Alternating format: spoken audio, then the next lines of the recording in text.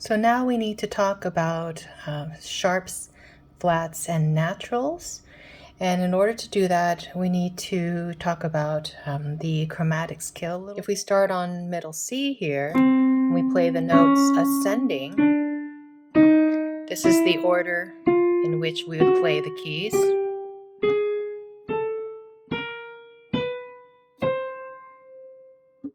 Okay, and then descending from C, B, and then we play the white and the black keys alternating here, 2 white keys there.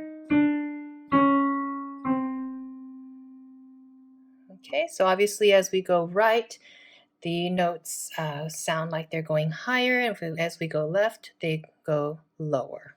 Okay, now when we have a sharp, for example, this is C. If we want to play a C sharp, we go directly to the next note higher. So that would be this one, C sharp. A sharp raises a note by a half step. So if we start with the plain C or C natural, we're going to raise it by a half step. So it would be this one. If we go there, that would not be a half step. This would be a whole step. So this way would be a half step. If we wanted to raise this note again a half step, we would go there. So the chromatic scale I just played for you is all moving by half steps. If we take an F, for example, C, D, E, F, that's F natural. If we want to find F sharp, we go higher by a half step. Sharp means to raise. It's always by half step. A flat means to lower, and it's always lower by half step. Natural means we take away whatever flat or sharp there was, and we cancel it, and it reverts back to natural, back to normal. So if we have an A, for example, or a B, let's take a B because a B flat's very common. Here's B, so now we're going to flat it, we're going to go lower, so we're going to go to the very next lower key. There's B flat. Let's do another one. Let's do E. Here's E. Where's E flat? We just go directly lower.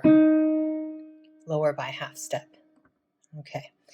Now what we need to know is that because of those natural half steps that I spoke about in the first part of this video, part 1, here and here, those note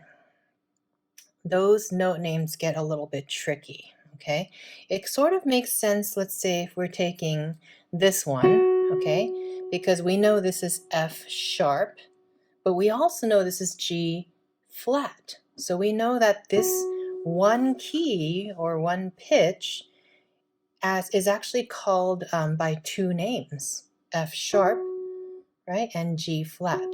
This is what we call enharmonic equivalence. Okay, so same pitch but different name. Okay, any key here has more than one name. So right there we have an E flat, but it could also be known as D sharp. Okay, so understanding enharmonic equivalence is important.